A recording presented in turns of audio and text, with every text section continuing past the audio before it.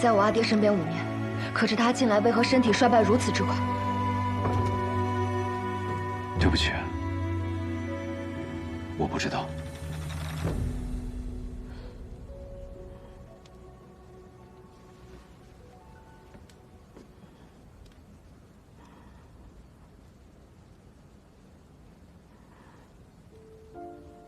重来一世，也没有什么不同。对你而言，有所不同。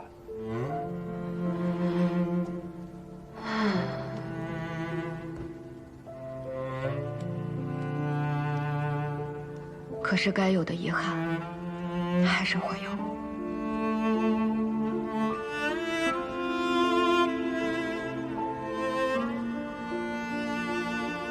草木枯荣皆有定数，更何况是人。将军一生护佑边郡，得万人敬仰。如今就算离开，也有爱女相送，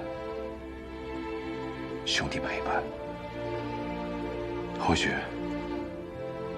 他并没有那般痛苦。就算将军真的纵马黄泉，但他对你的爱，并不会因此而消散。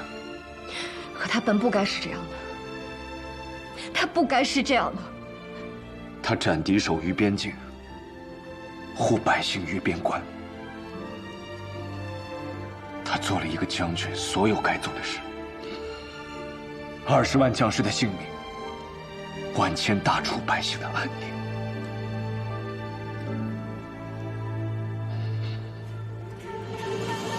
你还要让他做什么？我要他活着，我要他活着，要他叫我臭丫头，我要让他陪我做杀枣糕，要他教我骑马射箭。我还要弥补他关于女儿所有的一切。我要的是会骂我但会等我回家的阿爹，而不是这冰冷牌位上的一句“为将军英灵”。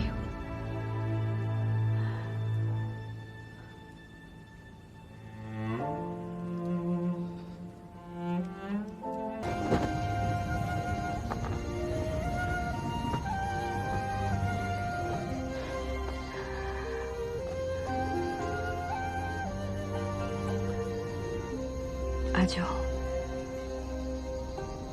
你说，人死之前会想什么？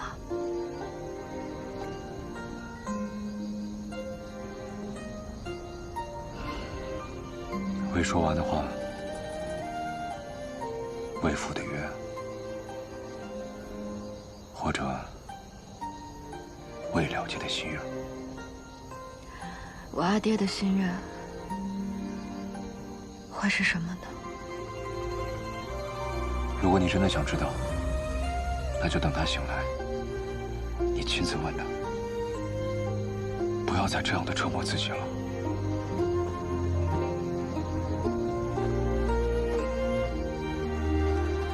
阿哲，你现在这样一副做错事的样子，你阿爹他不会喜欢的。我只是想知道为什么，到底出了什么问题，才让我又走到了这个结局？我明明做了那么多努力，我明明什么都尝试过了，为什么我阿爹还是要离开我？阿哲，你冷静一点。我还能做什么呢？你告诉我，我还能做什么才能救我阿爹？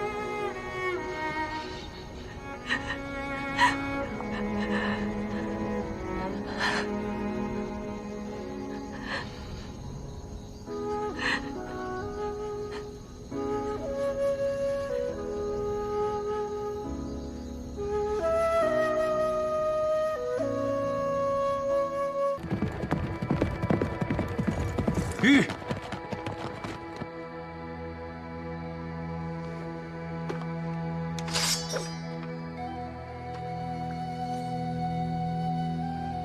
宪兵府。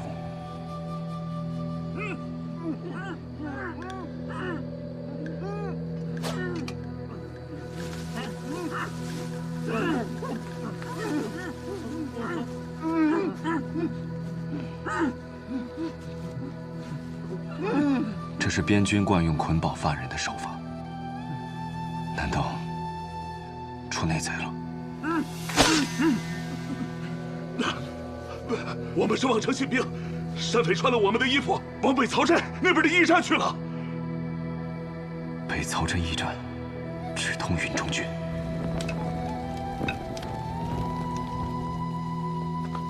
看姑娘举止仪态，不似寻常人家，为何会沦落至此？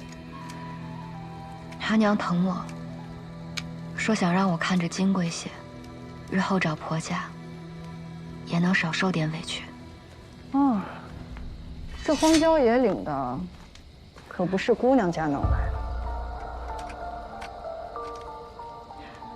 若遇草寇，您身上的信报比我值钱。夜路崎岖，你又孤身一人，若遇歹人，怕是叫天不应，叫地不灵。当真出个意外差池，后悔可来不及。你也是女人，你都不怕，我怕什么？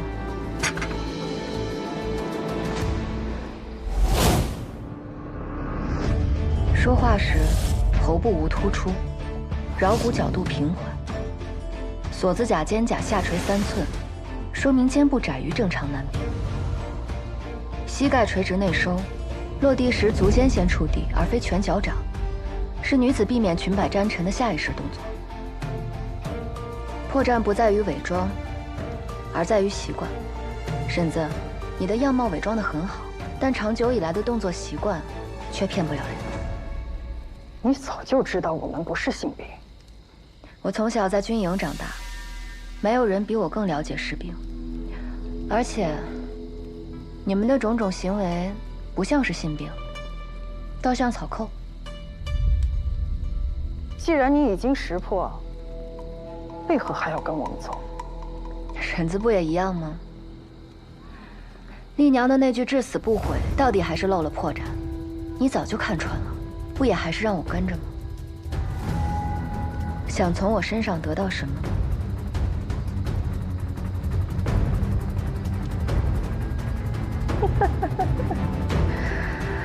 哎呀，是个聪明丫头，可惜了，聪明人都活不。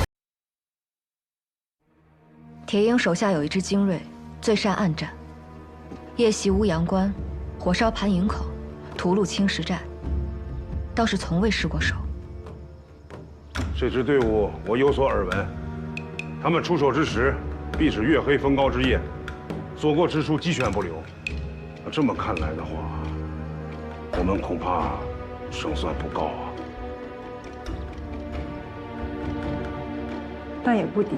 这支队伍之所以擅长夜袭，是因为这些士兵听力过人，所以才在黑夜中如入无人之境。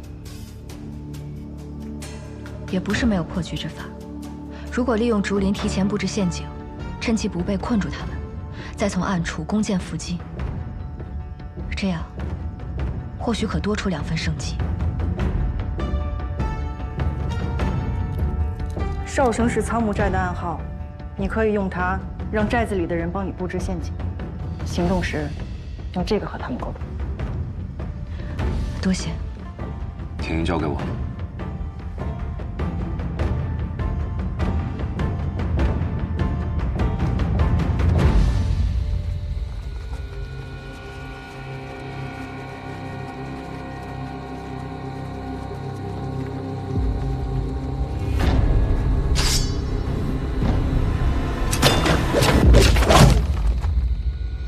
雕虫小技。